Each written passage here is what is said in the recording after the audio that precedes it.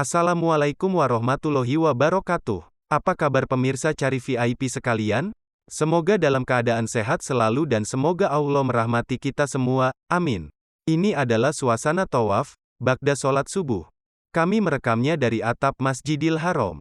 Berikut kami ceritakan sedikit sejarah masjid terbesar di dunia ini. Sejarah Masjidil Haram tidak lepas dari pembangunan Ka'bah jauh sebelum Nabi Adam diciptakan. Setelah Nabi Adam dan Hawa turun ke bumi, mereka diperintahkan oleh Allah membuat bangunan di sebuah lembah yang bernama Bakkah, yang kini jadi bagian dari kota Mekah Al-Mukarramah. Namun, bangunan tersebut hancur akibat air bah pada masa Nabi Nuh. Beberapa abad kemudian, Allah memerintahkan kepada Nabi Ibrahim dan putranya Nabi Ismail, membuat bangunan di tengah perempatan kota Mekah sebagai tempat beribadah. Merekalah yang pertama kali meletakkan Hajar Aswad dan Makom Ibrahim di sekitar Ka'bah. Sejak itu, Ka'bah dan Masjidil Haram dijaga oleh para keturunan Nabi Ismail. Pada masa jahiliyah, Ka'bah menjadi tujuan utama para peziarah. Akibatnya, Abraha dari Yaman merasa iri dan ingin menghancurkan Ka'bah. Mereka membawa pasukan gajah untuk menghancurkannya.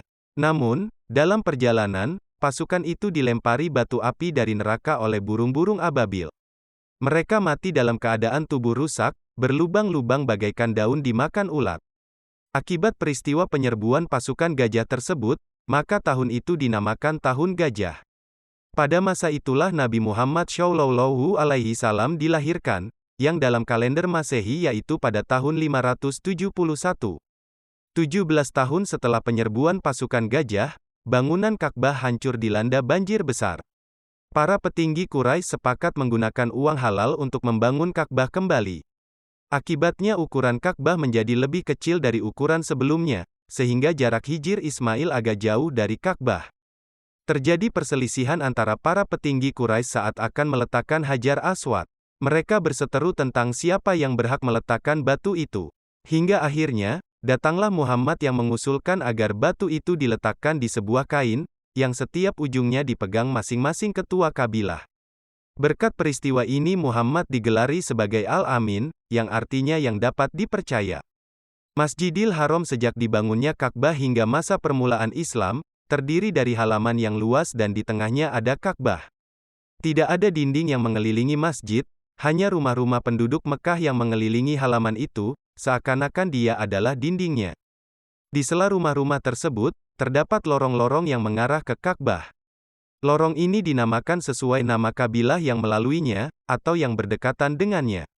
Pada masa Nabi Muhammad, diperkirakan luas Masjidil Haram, antara 1490 hingga 2000 meter persegi. Dari masa ke masa, tempat tawaf diperluas berkali-kali, agar mencukupi jumlah orang-orang yang tawaf. Pada tahun 17 Hijriyah atau 638 Masehi, Umar bin Khattab Al-Faruq membeli rumah-rumah yang menempel dengan Masjidil Haram. Rumah-rumah itu dihancurkan, serta memasukkan area tanahnya ke dalam Masjidil Haram. Tempat tawaf ini diberi hamparan kerikil, kemudian dibangun dinding mengelilingi masjid, setinggi kurang 1 depa, atau sekitar 180 cm. Pada dinding dibuatkan beberapa pintu, dan lampu-lampu minyak penerang masjid juga diletakkan di dinding tersebut. Diperkirakan luas tambahan ini sekitar 840 meter persegi. Pada tahun 26 Hijriyah atau 646 Masehi, Khalifah Utsman bin Affan membuat koridor-koridor di Masjidil Haram, sebagai tempat berteduh untuk orang-orang. Diperkirakan, perluasan ini mencapai 2040 meter persegi. Pada tahun 65 Hijriyah atau 684 Masehi, Abdullah bin Zubair melakukan pemugaran Ka'bah, kemudian beliau memperluas Masjidil Haram dengan signifikan. Diperkirakan perluasan ini mencapai 4050 meter persegi. Pada tahun 91 Hijriyah atau 709 Masehi, Khalifah Kesultanan Umayyah Umawi, Walid bin Abdul Malik, memperluas Masjidil Haram, dan membangunnya dengan bangunan yang kokoh. Beliau mendatangkan pilar-pilar marmer dari Mesir dan Syam, dan ujung pilar diberi lempengan emas. Kemudian masjid diatapi dengan kayu saj, yaitu semacam kayu jati yang dihiasi. Masjidil Haram dibuatkan juga beranda, dan di temboknya diberi lengkungan, kemudian di alas lengkungannya diberi mozaik kepingan batu. Perluasan ini adalah untuk bagian timur, dan diperkirakan tambahan ini seluas 2.300 meter persegi. Pada tahun 137 Hijriyah atau 754 Masehi, Kekhalifahan Abbasiyah, Abu Ja'far an-Nilansyur al-Abbasi, memugar Masjidil Haram dan memperluas serta menghiasinya dengan emas, juga mozaik. Beliau adalah orang pertama yang menutup Hijr Ismail dengan marmer. Diperkirakan perluasan masjid ini sekitar 4.700 meter persegi. Pada tahun 160 Hijriyah atau 776 Masehi, Khalifah Al-Mahdi memperluas Masjidil Haram dari arah timur, barat dan utara. Beliau tidak memperluas bagian selatan, disebabkan adanya jalan untuk air bah, Wadi Ibrahim. Penambahan area ini diperkirakan seluas 7.950 meter persegi. Dan tatkala Khalifah Al-Mahdi menunaikan haji tahun 164 Hijriyah atau 780 Masehi, beliau memindahkan jalan air bah Wadi Ibrahim, dan memperluas bagian selatan, sehingga Masjidil Haram menjadi persegi 4. Tambahan perluasan ini diperkirakan mencapai 2.360 meter persegi. Pada tahun 281 Hijriyah atau 894 Masehi, Khalifah Al-Mutadhid Bilahi memasukkan Dar an-Natwah ke dalam Masjidil Haram. Dar an-Natwah adalah tempat berkumpul untuk bermusyawarah. Rumah ini cukup luas dan terletak di arah utara masjid. Dahulu biasanya disinggahi oleh para khalifah dan gubernur, tetapi kemudian ditinggalkan. Dar an-Natwah diramaikan dengan pilar-pilar, kubah-kubah, serta koridor-koridor. Bangunan ini diatapi dengan kayu saj yang dihiasi, dan di atasnya dibangun menara. Tambahan ini diperkirakan seluas 1.250 meter persegi. Pada tahun 306 Hijriyah atau 918 Masehi, Khalifah Al-Muqtadir Bilahi Al-Abbasi, menambah pintu Ibrahim di arah barat masjid, yang dahulunya adalah halaman luas, di antara dua rumah Siti Zubaidah. Perluasan ini diperkirakan 850 meter persegi. Pada tahun 979 Hijriyah atau 1571 Masehi, Sultan Salim Al-Utsmani memugar bangunan masjid secara total.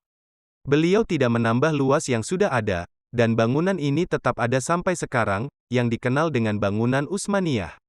Pada tahun 1579 Masehi, Sultan Selim II dari Kesultanan Utsmaniyah, menugaskan arsitek ternama Turki, Mimar Sinan, untuk merenovasi Masjidil Haram. Sinan mengganti atap masjid yang rata, menjadi kubah, lengkap dengan hiasan kaligrafi di bagian dalamnya. Sinan juga menambah 4 pilar penyangga tambahan, yang sering disebut sebagai rintisan dari bentuk arsitektur masjid-masjid modern. Pada tahun 1621 dan 1629 Masehi, banjir bandang melanda Mekah dan sekitarnya, mengakibatkan kerusakan pada Masjidil Haram dan Ka'bah. Pada masa kekuasaan Sultan Murad keempat tahun 1629 Masehi, Ka'bah dibangun kembali dengan bebatuan dari Mekah. Begitu pula dengan Masjidil Haram yang juga mengalami renovasi. Pada renovasi tersebut, ditambahkan 3 menara tambahan, sehingga keseluruhan menara menjadi 7. Marmer pelapis lantai pun diganti dengan yang baru. Sejak saat itu, arsitektur Masjidil Haram tidak berubah hingga hampir 3 abad lamanya. Renovasi besar pertama yang dilakukan pada masa Raja-Raja Saudi, berlangsung dari tahun 1955 hingga tahun 1973. Selain penambahan 3 menara, atap masjid pun diperbaiki, sementara lantai masjid diganti dengan marmer yang baru. Pada renovasi ini, 2 bukit kecil Sofa dan Marwah dibuat di dalam Masjidil Haram. Dalam renovasi ini pula, seluruh fitur yang dibangun oleh arsitek Kekaisaran Utsmaniyah, termasuk 4 pilar, dirobohkan. Renovasi kedua dilakukan ketika Arab Saudi dipimpin oleh Raja Fahd bin Abdulaziz Al Saud. Pada tahun 1982 hingga 1988, beliau membuat sebuah sayap bangunan baru, dan kawasan sholat ruang terbuka di Masjidil Haram. Renovasi ketiga dilakukan pada tahun 1988 hingga 2005. Pada renovasi ini, dibangun beberapa menara tambahan, serta area sholat di dalam dan sekitar masjid. Selain itu, dibangun pula 18 gerbang tambahan, 3 kubah, serta 500 pilar marmer. Masjidil Haram juga dilengkapi dengan pendingin udara, eskalator, dan sistem pengairan. Pada tahun 2007, Raja Abdullah memulai proyek memperluas kapasitas masjid, agar dapat menampung hingga 2 juta jemaah. Proyek ini diperkirakan selesai pada tahun 2020. Perluasan masjid pun dimulai pada bulan Agustus tahun 2011. Kawasan masjid yang semula seluas 356.000 meter persegi, akan dikembangkan menjadi 400.000 meter persegi. Setelah Raja Abdullah wafat, Kerajaan Arab Saudi dipimpin oleh Salman bin Abdul Aziz. Pada bulan Juli tahun 2015, Raja Salman meluncurkan 5 proyek ekspansi Masjidil Haram, agar bisa mengakomodasi lebih dari 1,6 juta jemaah haji. Proyek ini mencakup pembangunan gedung, terowongan, gedung-gedung tempat tinggal jemaah haji, serta sebuah jalan lingkar. Perluasan bangunan mencakup 1,47 juta meter persegi, berserta pembangunan 78 gerbang baru. Direncanakan ada 6 lantai untuk sholat, 680 eskalator, 24 elevator untuk jemaah berkebutuhan khusus, juga 21.000 toilet dan tempat wudhu. Nilai proyek yang sudah digelar pada tahun 2011 oleh Raja Abdullah ini mencapai 26,6 miliar dolar AS. Pemegang tender proyek raksasa ini adalah Bin Laden Group. Sampai di sini Cari VIP membagi informasi sejarah Masjidil Haram. Semoga bermanfaat dan semoga Allah menjadikan kita orang-orang yang berilmu. Wassalamualaikum warahmatullahi wabarakatuh.